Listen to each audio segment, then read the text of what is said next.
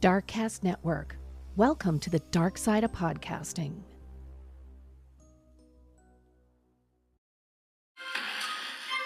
On Wiki Travel, the Pacific Northwest is best known for its beautiful coastline, green interior, rainy weather, and spectacular mountains. But because of all this, it's also the perfect place to go missing. My name's Carmita, and I grew up in the Pacific Northwest in Portland, Oregon. I host a podcast called Missing in the PNW. My podcast is different from others you may have heard because I focus specifically on two things. The first is that all of the missing person cases that I cover are strictly from the Pacific Northwest in Oregon and Washington. I know, the title of my podcast should have given that one away.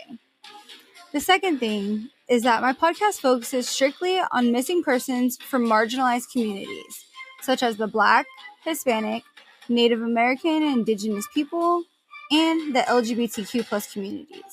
You know, the ones that get absolutely no media attention. Now, I am not an investigative journalist or a reporter. I'm actually a widowed mom of 3 who loves true crime and has a passion for social justice. So join me in helping to spread the word on these missing person cases and help be the voice for the ones that are now voiceless. You can find Missing in the PNW on all of the major streaming apps, as well as on socials at Missing in the PNW Podcast. If you have a case you want me to cover, please email me at missinginthepnw@gmail.com or send me a message through Facebook Messenger. I hope to talk to you soon. And remember, have fun, but be safe.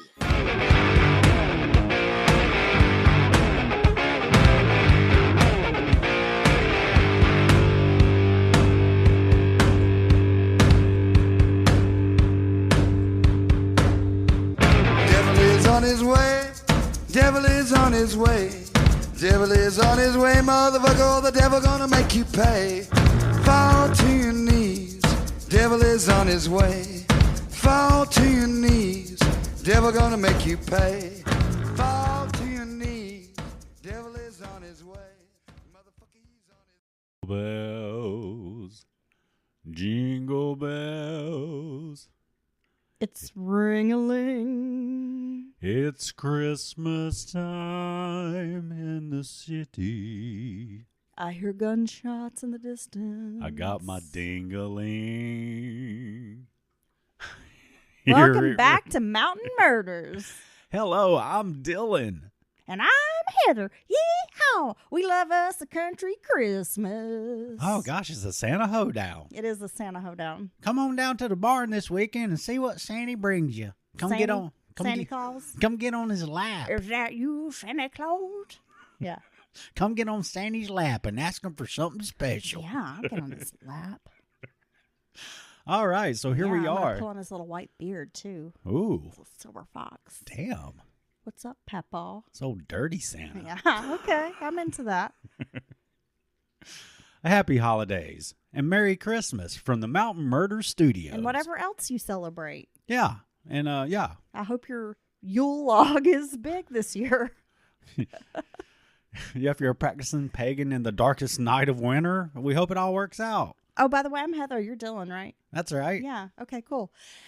Dylan, before we get started with today's episode, let's give a big shout out to our newest patron, Silfrina. Wow. Thank you, Silfrina. And we hope you enjoyed the ad-free and extra content available on Patreon. Silfrina in the house. What a cool name. Yeah. Are you going to stuff yourself down a chimney this year, Dylan, or no? Wow, I thought you meant in a stocking. Stuff my stocking. I don't know if you've got enough to fill a stocking, buddy. Hey, you can get really small stockings, bro. Okay. Okay. You know, it's a sassy Christmas over here in Mountain Murder Studio. It is a sassy Christmas. I am going like full cheese this year. I bought you a Christmas shirt. I got my son a Christmas shirt. We're wearing our Christmas shirts on Christmas Eve. Right. Yeah. While we wait for the rotund man of merriment. We're going to go caroling too. Oh. Yeah. You know, we were talking So I'm about... going to print out the lyrics of some Tupac songs. We were talking about the other day, like if you tried to go caroling, like knocking on people's doors, door to door or whatever, that it probably wouldn't work out nowadays. No, I think somebody might shoot you Yeah. and or tell you, like, get off my lawn. Or they would just ignore you, so you're just standing outside singing for no reason. I would exit their property, but I'd do it very slowly, and I would sing my way out. I miss Christmas carolers. How have you ever actually experienced that? I have. Really? Yeah. Wow. Yeah. It was a thing people did back in the day, Dylan. You just hear a knock at the door and you open it, and then there's a bunch of people? Well, they just kind of, I mean, not even knock, but they would just be like singing, and you would hear them outside. And then you could just go out and, they're going through the neighborhood singing. So you're in there watching a Charlie Brown Christmas. Of course. And you just hear, Silent Night. Who's your favorite? Do you have a favorite Charlie Brown character? A lot of times I feel like I can relate to Charlie because life's always kicking him in the teeth. Yeah, I can see you being a Charlie. Yeah. But he really just wants everything to work out. But it's like he doesn't know how to facilitate that. Yeah. Right? You're Charlie Brown. Yeah. I think I'm somewhere between Linus with my blankie and maybe Lucy because she's kind of bitchy. Yeah, I can see you being Lucy. I like to boss you around. Yeah. Just people in general. Here's my 5 cents. Give me some therapy. It's going to cost a hell of a lot more than that, Dylan. All right, Heather. So what is on the docket for today? It's December, as you know, and we have been discussing cold cases all month long. And we have a story today. And it's really important, I feel, to keep these cases fresh in people's minds. Yes, I agree. What are the things I like about a cold case? I mean, not that you can really like something about a cold case, but I guess one of the things that kind of draws me to the cold cases is just being able to get the victim's story out. Right. Because I think it's so important that we don't forget these people. Yes, and because just because they're gone doesn't mean they're forgotten. Yeah, and then you have to consider everyone else connected to the case, friends, family, those who survived survived the victim, and the fact that they don't have any real answers or justice of any sort. But there's always hope as technology advances. I mean, we've been seeing the familial DNA come into play, and these cold cases get solved. And sometimes it just weighs on a person's conscience. Like if they know and they come forward with information, it could take years, but there's always that hope and that faith, and we just can't lose sight of that, Yeah, I think that's a very important aspect of it. Parkersburg, West Virginia is located at the confluence of the Ohio and Little Kanawha rivers in Wood County. It is the 4th largest city in the state, known for its rich history, particularly its role in the Civil War, then later the oil and gas boom. So during the Civil War, Parkersburg served as an important transportation hub and medical center for Union troops.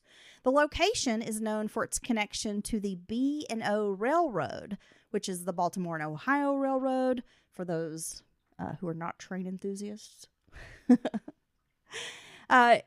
is actually the oldest in the United States, and it was the first steam-operated common carrier. Oh, wow. Yeah. Visitors to the area enjoy Blennerhassett Island Historical State Park, where they can learn about the mysterious Aaron Burr conspiracy, because Burr stayed in the area while conspiring against the United States. So it sounds like a good place to visit if you're a history buff. Yes, it definitely does. Lots of cool stuff happening in Parkersburg. 27-year-old Gretchen Fleming was a young woman uncertain about the future, but trying to make her way in the world. According to sources, Gretchen had attended college for a while in North Carolina, but returned to West Virginia, where she moved in with her grandparents. Gretchen's grandmother described her as, quote, a joy to have around the house. Yeah, I've often been described as that very thing. Okay. Yeah. I have a hard time believing that, Dylan, but okay. I've also been described as a joy having outside the house. Yes. Yeah. That sounds right. Maybe her grandmother was a little partial, but she said, quote, Gretchen was a really sweet, lovely young lady, and she's so pretty. I've often told her she reminds me of Audrey Hepburn with her high cheekbones. And I have to say, she does resemble Audrey Hepburn. Really? Yeah, she actually does. In high school, Gretchen became known for her taste in fashion. She was always very stylish. Jake Grimm, a friend since high school, who was also on student council with her, said, quote, "She didn't dress like anybody else. She always made a statement. She's so creative. Music is a big part of who she is. She's done all these different things. She's traveled. She's very well spoken. She used to be a writer and is still a writer." So Gretchen sounds kind of awesome, and I have to say we would be kindred spirits. Yeah, y'all would be writing buddies. Well, and fashion buddies, Dylan. And fashion buddies. Because I love a good outfit. I'm a clothes hoarder. You could write about fashion. I love clothes. I have a little bit of a shopping addiction. Just a little bit. I've actually calmed down with it, though. Well, it's funny because your fight with the shopping addiction is typically directly connected to us having money. So, it's pretty easy. And I think you shared this with some other people that have various other addictions. It's easy to curb that addiction when you have less money. Well, I'm not like sucking dick for clothes, if that's what you're saying. No. Because I don't. No. Yet. And depends on like how much you're offering and like, are you taking me shopping? What's the budget? How big of a sale is going on? Yeah. What's available? I mean, I know I love clothes and I love shoes and I have a lot of it and I probably should stop. No, you do have plenty. There's a lot of black clothes in my closet. I don't know if I have room for any more. But what tickles me about it to a degree is you'll get something and it's like you don't necessarily have to ever use it. You just know that you have it. Again, it's a problem. You have a lot of high-end stuff for the most part that's never been worn. Well, it's high-end, but not in a way some people might think, like it's not like I went to Lord & Taylor or Nordstrom and bought like a designer, I'm not walking around with like a $4,000 Chloe dress. I ask you all the time when you come to the house, who are you wearing tonight? Yeah. Right. It's usually just like 2 or 3 companies. But it's not cheap stuff that either. I have to say, like, it's pricey. That's why I always catch it on sale. I wonder what the monetary value of your closet is. Dude, it's priceless. Tens of thousands of dollars. Well, if you add up all the shoes. Yeah. We're not going to forget the 100 pairs of shoes, honey. All the goth shoes, the goth boots, the Doc Martens, the Vans. Okay, enough about my wife's addiction. I have a problem. Please join Patreon. Hey, great segue. I actually need some pants. Gretchen loved clothes. Like I said, she often created looks, like new looks from thrifted clothes, which I think takes skill. You have to have an eye to be able to go in a thrift store and kind of repurpose old clothes and style them in a way that makes them like fresh and unique. No, right? that takes talent, and I think you see many more people attempt that nowadays, and a lot of people just don't have that talent. Like you see a lot of people attempt the quirky, I didn't try outfit, but you can totally tell that they like spent 2 hours trying to figure out like how can I be the quirkiest. Yeah, it's almost like when you intentionally set out to make an indie sleeper hit movie. Like, you know what I mean? Like, that just happens organically by accident on a shoestring budget, but you'll see these movies try to be that quirky movie, and it never works. Okay, speaking of quirky films, and then we'll move along because we've got to talk about Gretchen. I am going to admit something as a film person. I'm not super impressed with Wes Anderson films. Like, the first few movies, like, I'll admit I liked Rushmore. I liked The Royal Tenenbaums. Yeah, I'm glad we feel comfortable enough to finally talk about this in public. But I'm not a big fan. We tried to watch The Phoenician Scheme the other. I did not like it. We did not enjoy the Grand Budapest Hotel. No, it's what always happens with a Wes Anderson movie for me. And I appreciate, like we were discussing, some how the shots are done and the sets and the some of the stylings. It's kind of interesting. There are some really cool parts of Wes Anderson's films, but they don't just like as a whole impress me. No, it's because it's like almost you're going for this Coen brothers kind of dialogue, early Coen brothers, the good stuff. and with all the quirkiness. And every time I start out the movie, I'm like, okay, I'm here. You know, Okay, you get like, the premise. This could be cool. Yeah, and after 20 But minutes, then dude, it just like takes a left turn, and I'm like, what is even like? Okay, I'm not even interested in this anymore. it's like it never moves past that initial feeling, right? It's kind of like it. I don't know. Yeah, like anyway. I said, there's a handful of them, but like I'm just not impressed. So there I go, blasphemous for a lot of film buffs out there, but just not impressed. And I'm sure there's a high likelihood Wes Anderson might hear this, and we mean no offense. Sorry, dude, your movies suck. Okay, so as a child, Gretchen was beloved by everyone. Her family said she was a bubbly little girl, very happy-go-lucky, always smiling and giggling. Gretchen would walk around on her tiptoes, so her nickname became Twinkle Toes. And this was a habit that followed her into adulthood, like kind of walking around on her tiptoes. Okay. Yeah. It has been reported that Gretchen was struggling with a recent breakup and her mother's passing, which those are two big events to kind of happen in succession. So I'm sure she was feeling down and out, right? Well, yeah, the thing about those two events is the one, like your significant other, is someone you would lean on during losing a parent or a loved one. And if you lose both those things, like near, each other, it would make it really hard, right? Well, yeah, because it's like two and very important people to you that you look to those people for love and support. It's got to be hard. And I think when big events or things like that happen to people and or closely together, it amplifies the impact of if those events happen one at a time. You know what I mean? Gretchen was born on December 24th of 1994, so she's a Christmas Eve baby. In Warrenton, West Virginia, her parents divorced when she was a child. Gretchen lived with her father full-time in Parkersburg. She also had a younger sister, Emma, who lived with Dad as well. When she was 14, Gretchen's father married a woman named Jennifer. Jennifer had twins from a previous relationship, and soon after marrying David, Jennifer welcomed a child to their blended family. It's the we're together, baby. That all the previous kids can dislike together. And that brings those previous kids closer together. Because they don't like the new baby? Because they all Because they're like, oh, great, another kid to take up part of my inheritance. Right, and this is the only one that is biological to both parents. Oh, that's not true. Come on. No, I'm just kidding. Everybody loves a baby.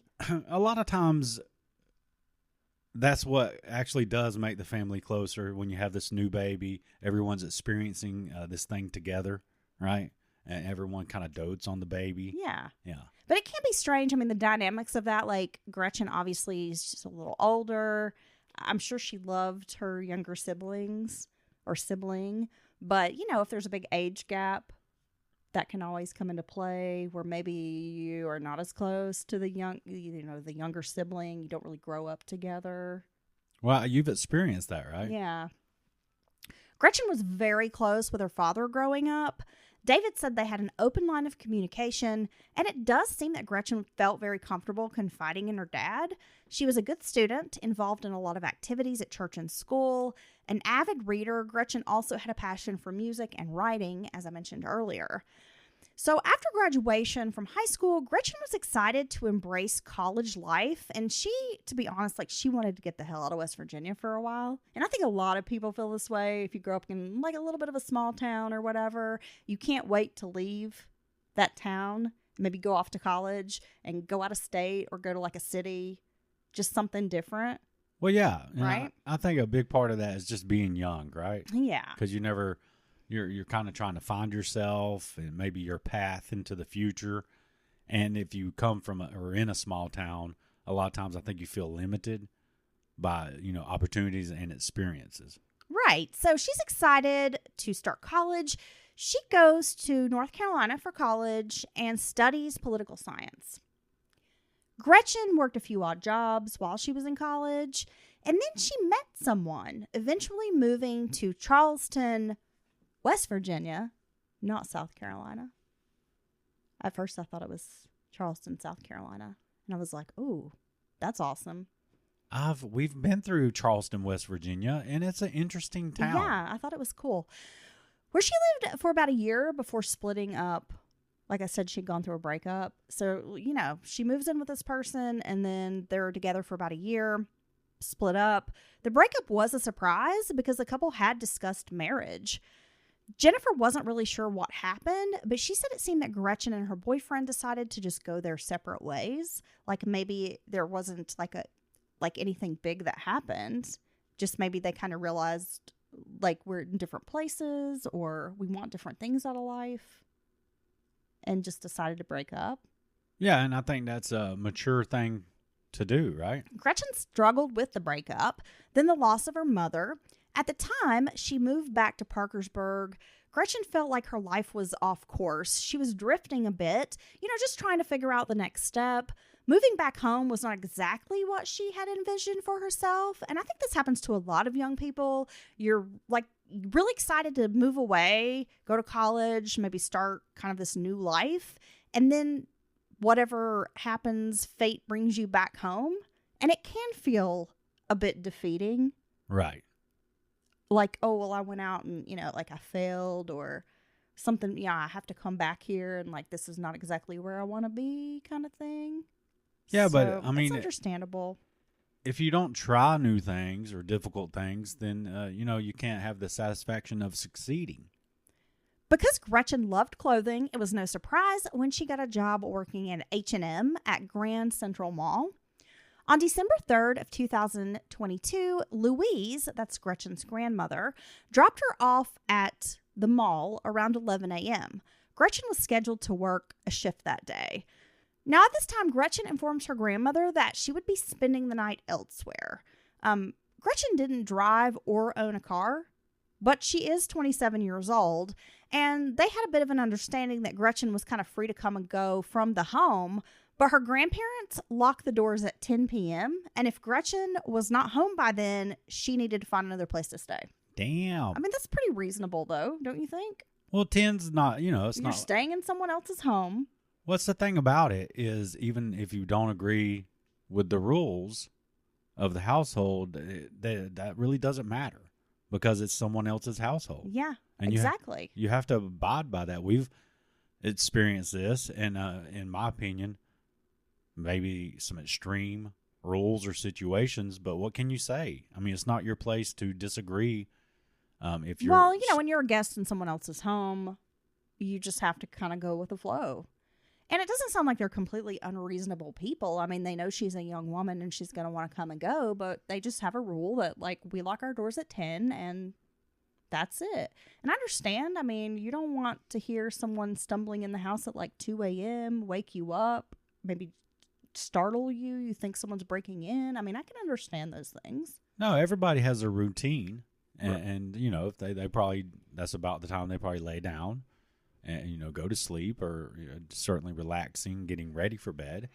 And, makes total sense. Right. So being a woman with an active social life, Gretchen was known to spend the nights or even weekends with friends, couch surfing, hanging out after work. Friends would drive Gretchen, like, wherever she needed to go, or she'd catch, like, a rideshare car.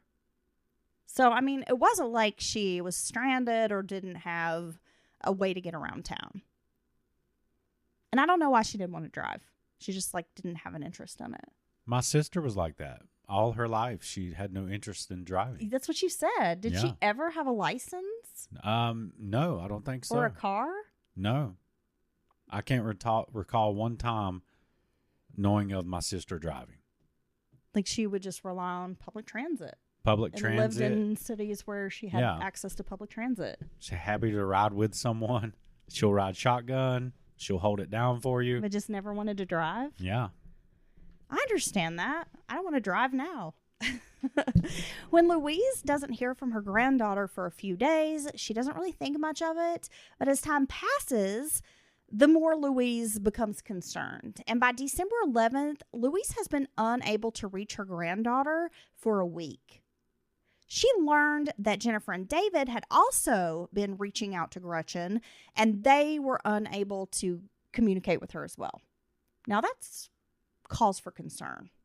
Well, yeah, at first you're going to, personally, you're going to be like, well, that's weird. But as soon as you contact anyone else, friends or family, and they're having the same problems, communicating or getting up with someone, that's just, you're going to start really get worried. David had last seen his daughter on Thanksgiving night of 2022. They'd had a large family meal with about 50 people in attendance. David was starting a new job as a middle school wrestling coach, like just after this. So he was going to be out of town, like after the holiday. On December 5th, David had sent his daughter a text, basically like just checking in. And he added that the new job was keeping him busy, but he was back in town if she wanted to get together. Because they hadn't seen each other for a little while there. They're pretty close. David sent another text on the 8th asking if Gretchen was free the upcoming weekend. When he got no reply, David finds this very odd because Gretchen always responded to his texts. Like, even if her phone was dead, Gretchen would text as soon as she got it charged, always apologizing, like, oh, I'm so sorry, my phone was dead. I should have reached out to you sooner. Yeah, everybody has their habits on answering their phone or returning text to someone, right? Some people automatically, instantly write back. Some people, it might be a day or two, but everybody has a bit of a pattern to it, right? Yeah, I mean, I feel like I use my phone so much for like working the podcast and whatnot that I'm always very quick to reply. People are probably like, she has no life. She's just sitting on her phone. I'm reading, I promise. The father and daughter spoke regularly through phone calls and texts. It was unlike Gretchen to ignore her dad. Again, the next day, which is the 9th, David sent another text asking, hey, how are you? How's work? So when Louise showed up with the news that she had not heard from Gretchen in days, David had already been feeling uneasy, but this just like compounds that feeling. So David, Jennifer, Louise, they all start to feel that like dread and panic set in. Right. David and his wife Jennifer decide to hop in the car and drive around town. They thought if they showed Gretchen's photo to people, maybe someone would remember seeing her. One of the first places they went to find some answers was called Front Row Sports Bar and Grill on Emerson Avenue. It was a popular spot and one of Gretchen's favorite hangouts. The bartender recognized Gretchen's photo and recalled that she had been there the weekend before. As a matter of fact, a friend had returned to the bar to drop off Gretchen's purse. Okay. So on December 3rd would have been the day her grandma dropped her off for work. She met up with friends that night and was seen at this bar. Had obviously somewhere along the way, like lost her purse, and a friend brings it back to that bar to drop it off. Gotcha. Right? Supposedly, Gretchen had left the purse behind, and the friend thought there was a chance she might return to the front row looking for it. And that makes sense to me. You would retrace your steps, visit the places where you might have lost your bag. Where was I tonight? Where would I have left my bag? So maybe she would go back there. Well, yeah. I mean, that's a natural thought. If someone leaves their wallet or keys or anything important, their bag with all their personal belongings. We had a meal and left to go buy a tool, and we get miles away to the the store, and I realized I don't have my purse. And we're freaking out. I was freaking out. So we had to go back to the restaurant. And fortunately, someone had given my purse to the employees who had it behind the counter. Yeah, because the people that sat down behind us was a couple of old dudes, old timers. Yeah. And you couldn't ask for a better, more honest person to come across your belongings. I was so thankful and grateful that those men had handed my purse over to the employees. Yeah, and honestly, I just felt really stupid having left my purse. Well, no, but when we left the place, there was some sketchy people, super sketchy looking people. I hate to judge, but we all do it. You can't judge a book by its cover, but you can tell what the book's about, right? Yeah. Sure. Yeah, I'm an avid reader. Anyway, might have been perfectly, but anyway, so yeah, it worked out. But I hate that feeling. Well, it's just one of those situations where I didn't really have a place to put my bag. And I think I hung it on the back of the chair. And so when we got up to leave, I just wasn't thinking about it and walked away. And then I just was like, oh my gosh, I'm so stupid. I'm hitting myself. Stupid. No, not really. That's the worst feeling to think that you've misplaced, your wallet or Well, from what purse. I'm one of those people that like if I misplace something, it drives me like just crazy. I have to find it. I will like for example, if I need a shirt, like there's a certain shirt I want, I will tear my closet apart looking for it. Right. I'll search it like 5 or 6 times. I can't stand it. Like I have to find the item in that moment, or it just nags at me. Even if you end up not using the item, you need to lay eyes on it. Is that my mental illness? No, it's perfectly No, normal. I mean I really am like it's like I have this obsession with finding it. I just can't let it go. I've seen this Yeah, happen. I know you have. I'll be like, it's okay, we'll find it. You're like, no, I can't stop until I find it. Yeah, I have to find it.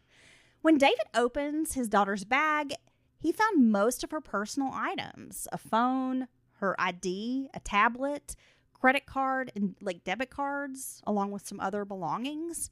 David and Jennifer charged the dead tablet and phone.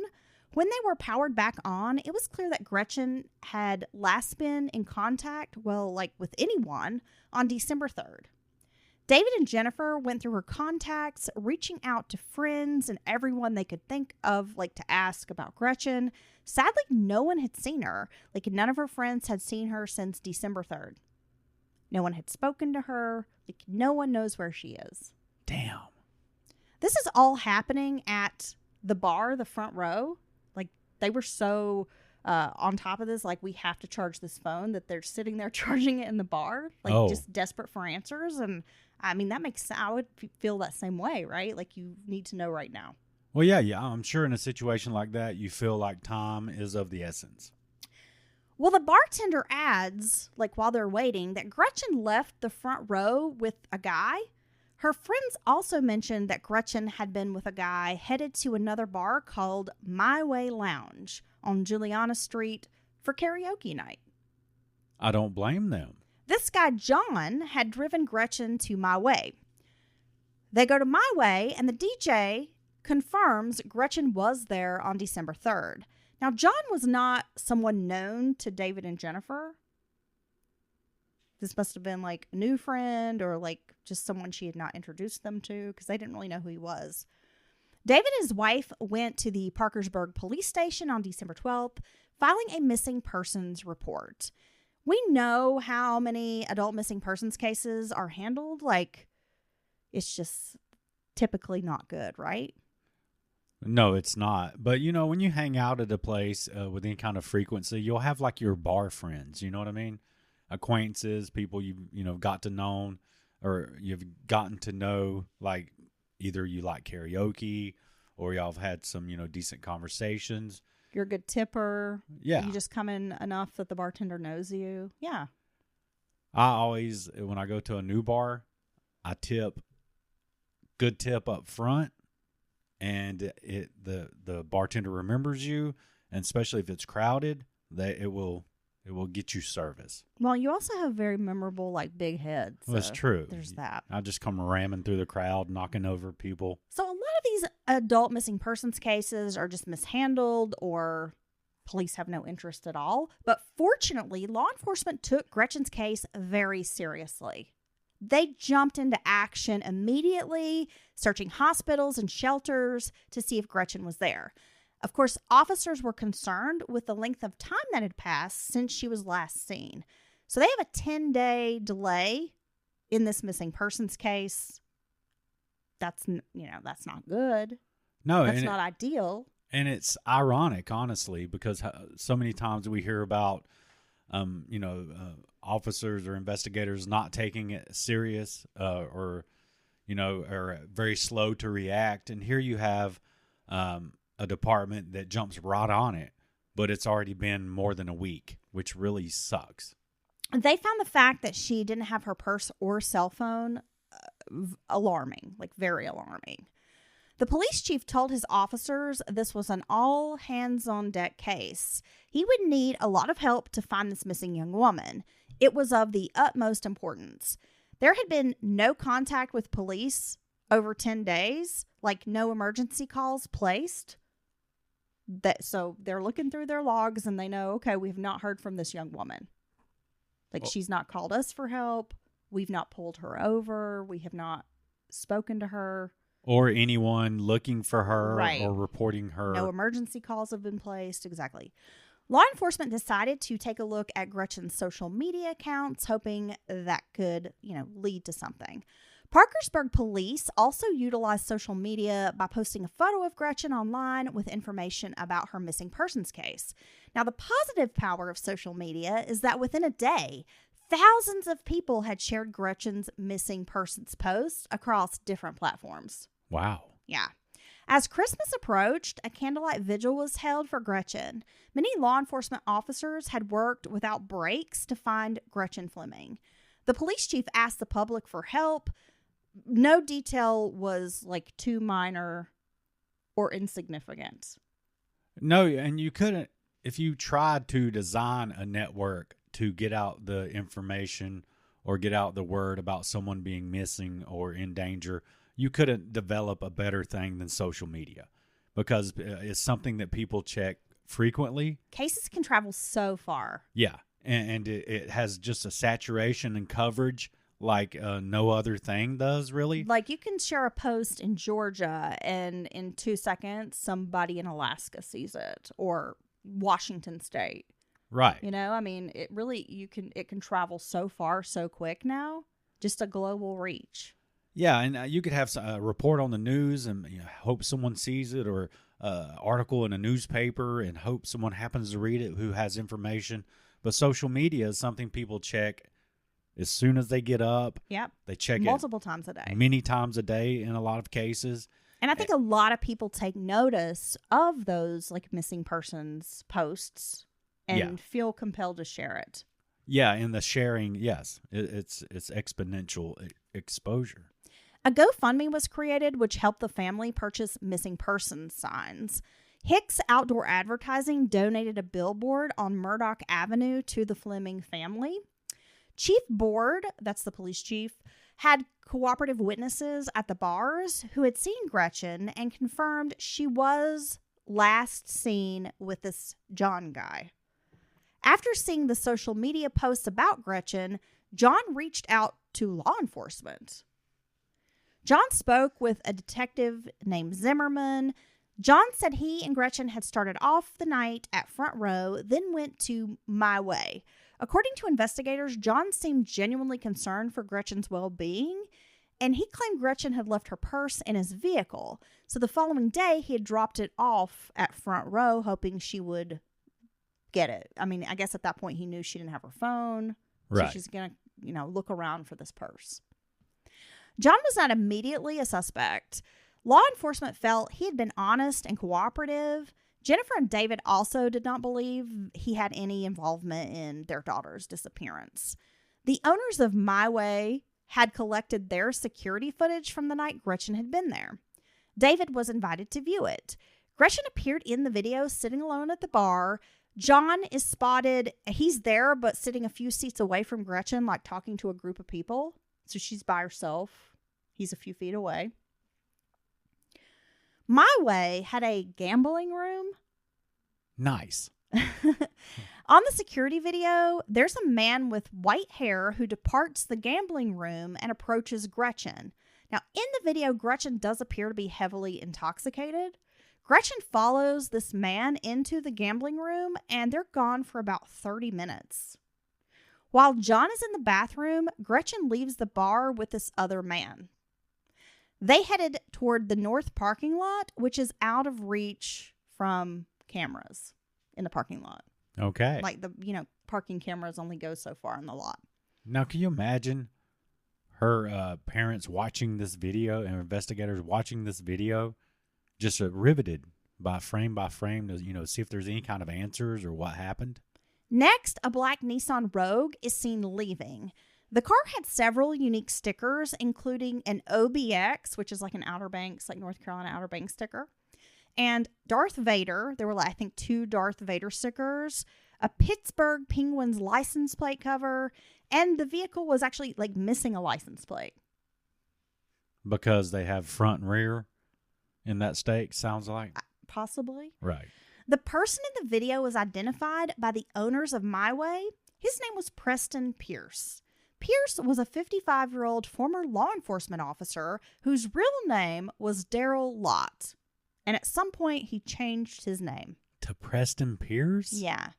After a 12-year career at various law enforcement agencies, Pierce was now working as a food delivery driver.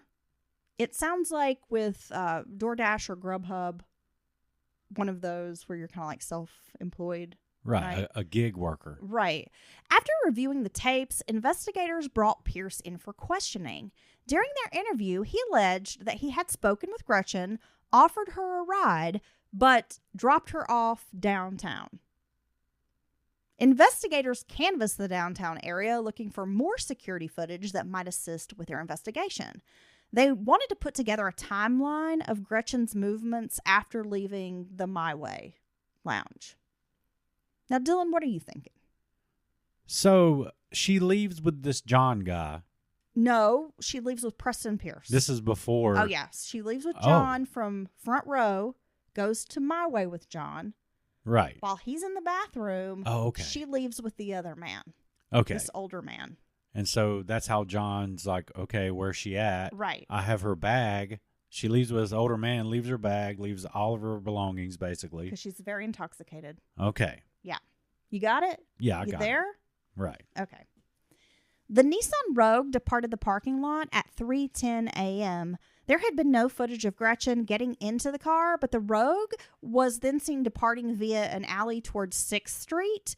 So they assumed this was the vehicle they had gotten into, and I guess once they look into it, realize this is the car, the vehicle that Preston Pierce drives this vehicle. Right. Right. But there is no footage of Gretchen getting out of a car anywhere downtown, specifically the area where he claimed he dropped her off. Like, there were other cameras in this area. You know, there's banks, businesses. None of these cameras happened to catch her. So I'm sure they're fairly confident that if she was dropped off, like he said, in that area, she would have been seen walking, getting out of the car, something. Parkersburg has lots of wooded areas. There's also a fishery bridge that crosses over the Cornwall River, and the area around the river was searched pretty quickly after she went missing. Investigators felt there were inconsistencies in the story Preston had given them. They were able to get a search warrant on December 15th for Pierce's house on Division Street, and this included the Nissan Rogue and a storage building he had. The evidence collected during the search has not been released to the public, but some was sent to the forensic lab for testing. Like law enforcement, Jennifer was not resting on her laurels. Bringing her stepdaughter home was top priority. Jennifer began a mission to learn as much as possible about Preston Pierce. And once she started asking around, the responses were not positive. Really? So what does that leave you thinking, Dylan? That maybe this guy doesn't have a great reputation, or maybe he's weird. Yeah. And how are you going to feel about your stepdaughter getting into a vehicle with this guy, heavily intoxicated, and now she's missing? Not good at all. Right. I mean, this just gives me a bad feeling. So she starts asking around. She starts hearing like very negative things about this fella. Many women started coming forward complaining that Preston Pierce had given them the creeps, with some stating that he was allegedly stalking them at times. Now, are these women that he's some of them that he's like delivered food to? We're going to get to that. So Pierce would get these women's numbers as customers from delivering their food, later contacting the women and sometimes making like inappropriate advances, just creeping them out, like asking them on dates. And see, this is an aspect of all these delivery services that people are doing with groceries, food. Of course, we have Amazon and things like that. And it's going way beyond your neighborhood mailman now, right? Which used to, your mailman knew all your business. They see your mail. They know where you live. They know a lot of your information. But, okay, it's just my mailman it's the one person I'm being exposed to. But nowadays, you're opening yourself up to so many strangers who, and you can really get a feel for a home, especially if you visit it frequently, delivering food or something like that. you can get a feel for the schedule, who lives there, when people are there, when they're gone. Like, say, if the husband's gone or when the wife's gone or whatever, when the kids might be alone, you know, are the kids getting food there when no adults are there? And I think that's really something people don't give a lot of thought to in this day and age of convenience. Well, a lot of these apps will allow you to like have an opportunity to communicate with drivers. Right. And I've actually had drivers reach out to me because our address is a little confusing and be like, where is which house is this or whatever. And we also have 2 porches. Right. So I guess they think there's might be 2 apartments here or something. There is, but the other one's in the back. Yeah, I mean. Well, we have the house and then there's like a little apartment in the back of the house. Right. Right. So these people get confused and sometimes they do text or call and say, hey, where do I need to go? Right. So he's taking advantage of this. And that's just, from my understanding, like, that's just not appropriate. Like, you do not, like, if you're a driver, a food delivery driver, or you are like a rideshare person, you're not supposed to take these customers' information for your own personal benefit. No, it's wholly inappropriate to reach back out to someone after delivering their food or dropping them off at their home to be like, what's up? Do you want to hang out? It's unprofessional. Or sending them some nasty message. No, yeah, it's a sexual. That's like not okay. No, it's a violation in many ways and not right at all. There were female employees of local shops around town who told Jennifer they stopped getting like food delivery because of Pierce's behavior. They said he would come into the shop, try to talk to them.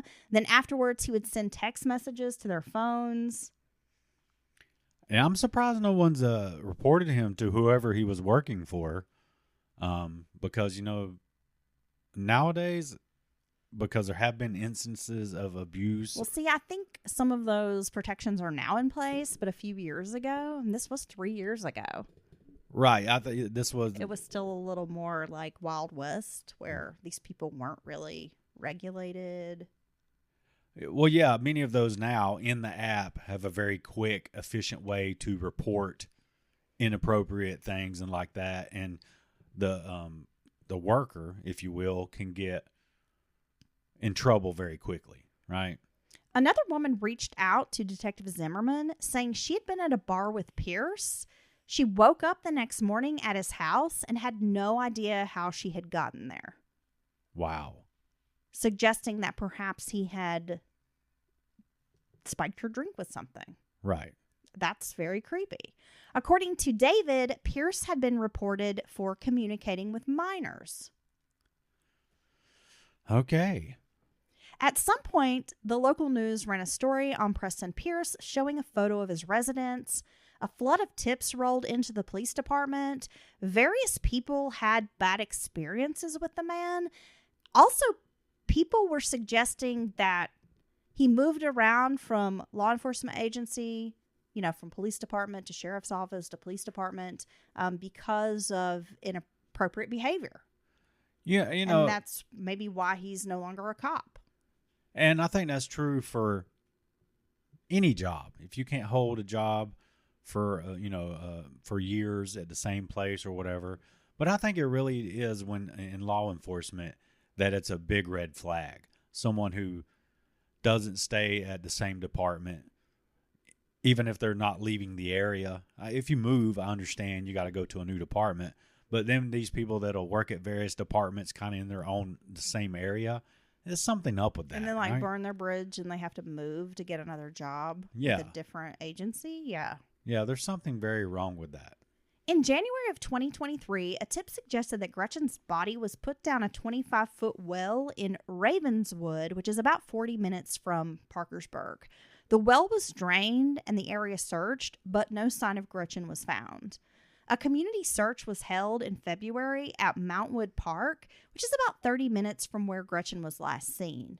Another search was held about a month later at Johnson T. Janes Park in Parkersburg. Some of the latest developments in Gretchen's missing persons case came in November of 2024 when the FBI searched the home of a person of interest in the case. A reward of $100,000 remains available for anyone who provides information that leads to an arrest in Gretchen's case. The FBI renewed a call for the public's help in May of 2025. The case is very much an active investigation, according to Parkersburg Police. Sadly, the Flemming family has endured additional losses since Gretchen disappeared. Her grandmother, Louise, has passed away, and David also died this year. Damn.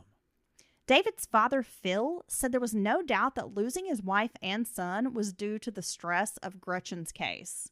The family's compounding tragedies have been difficult to bear. Detective Zimmerman is keeping the case alive. He is in close contact with Gretchen's grandfather, Phil Flemming, and updates the family when he has any news or like a new tip that's come in. Preston Pierce remains the prime person of interest. Since Gretchen has gone missing, there are no other persons of interest in the case. Wow, man. You know, you hear that a lot in stories like this, that family members' health, especially older people, parents, grandparents, will almost instantly start deteriorating. And the longer this person's missing and no answers and just this hole in their heart, it's like they worry themselves to death, or the broken heart literally kills them. And you hear that time and again, and I think that just really shines a spotlight on how horrible and traumatic it is for friends and family when someone goes missing like this. It's devastating. Yeah. And I think there really is something to that.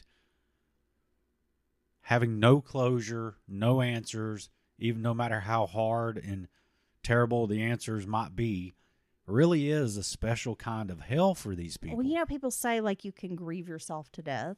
Right. And I mean, I think that actually happens. I really do think that people just grieve themselves into the grave. Yeah, and I think the not knowing and not ever getting any justice, you don't recover their remains, there's just no way to really start healing as much as you can from something like this. Well, and it really sucks when you have a person of interest and you're thinking, okay, we've got this guy, the last person seen with her. He's sketchy. We're going to go search his place. And you're feeling confident that you're going to recover some clue, right? And then you don't. Yeah. And it's like, but you know in your gut, or you just think like this is the person, and then that doesn't pan out. Yeah, and you have That's got to be very frustrating. All these other people, all these other women recounting these experiences with this guy, and from their description, he's a creep, weirdo of some type, stalker. All these behaviors are very bad. And but yeah, and I would say every time you hear a new story about that, or from someone telling you that this guy's no good, it just makes it that much worse. Chief Board last said there had been new evidence discovered along with some new information, and he describes this as being very promising and feels like this could really move the case forward very soon. This really seems like it has all the elements of a cold case that will one day be solved. Even today, there are posters everywhere reminding the people of Parkersburg to keep searching for Gretchen. Now, Dylan, I have to tell you this. Of course, I needed to see Preston Pierce. I was about to call him Parker. Preston Pierce. I needed to see this fella. Right. I got down this internet rabbit hole and ended up finding a screenshot that someone posted in on a Reddit board of this guy.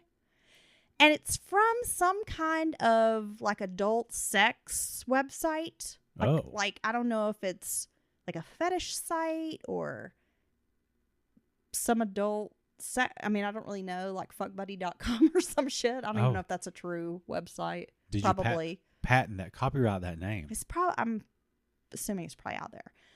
This guy, okay. It's so gross. You can come up with a screen name, right? Right, Ass Blaster 4000. Right. Is that yours? It could be mine. Okay, well, Preston's is Clit Pleasing Guy. 50 male, and he describes himself as an alpha. Oh. Roles: alpha, sensualist, daddy, spanker, flirt. Oh. Yeah. What a mixed bag. And it has a picture of him like in a kayak Can I see? wearing like middle-aged dad sandals.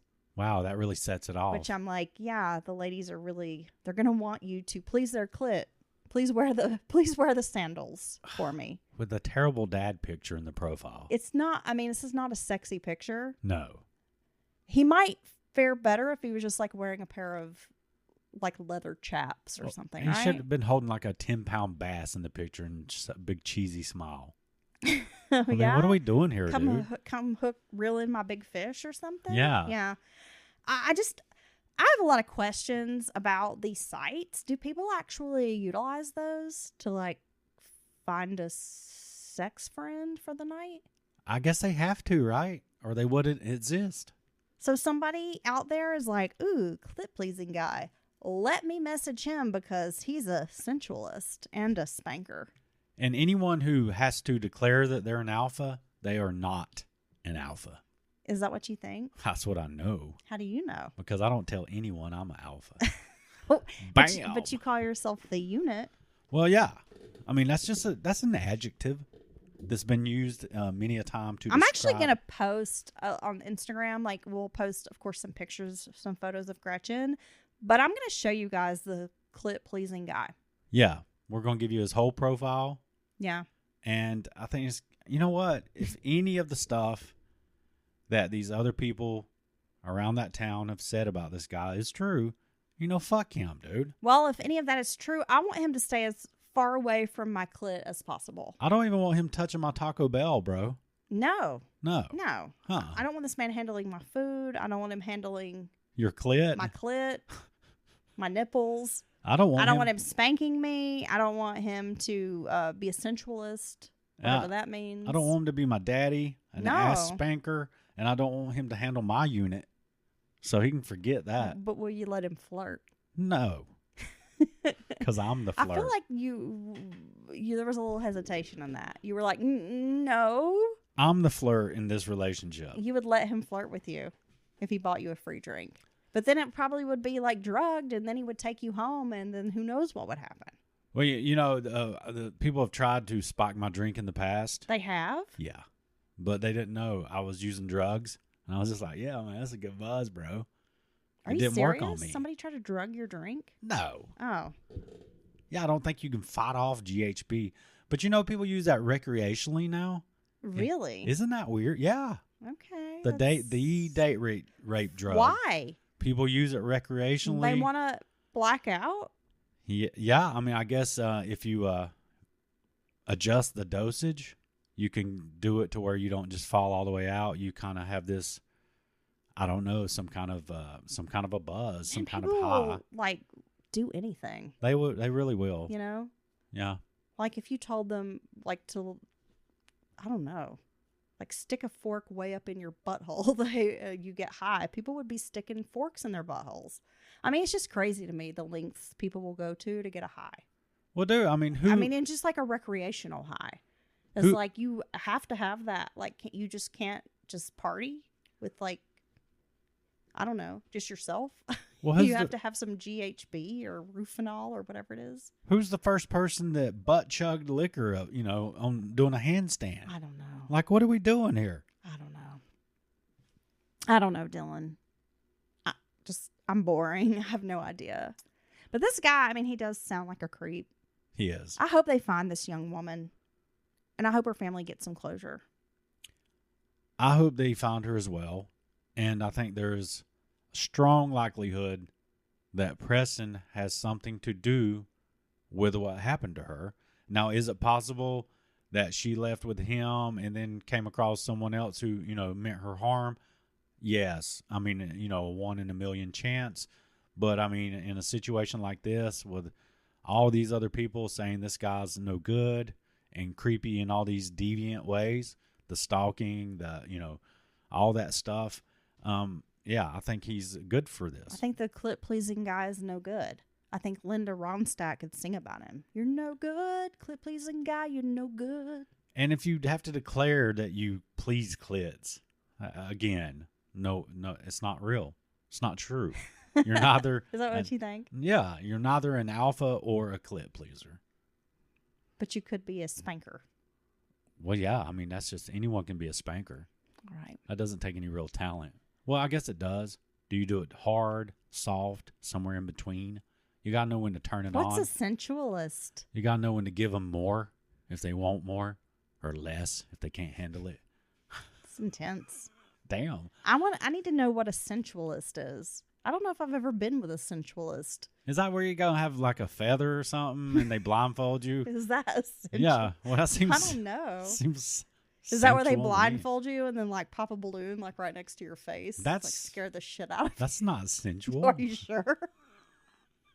It sounds sensual to me. No, that was that person that was calling themselves a startlist. Yeah, okay. Yeah. Well, I might be into that. It's a different category. All right. Well, thank you for sitting down with me today to discuss Gretchen's case. Thanks for having I think me. it's important to keep her name out there and, have folks aware of the story. All right. And so, yes, tune in for the rest of December for the coldest cases on Mountain Murders podcast. Ice cold. Ice cold cases. All right, Dylan. Say goodbye. Bye.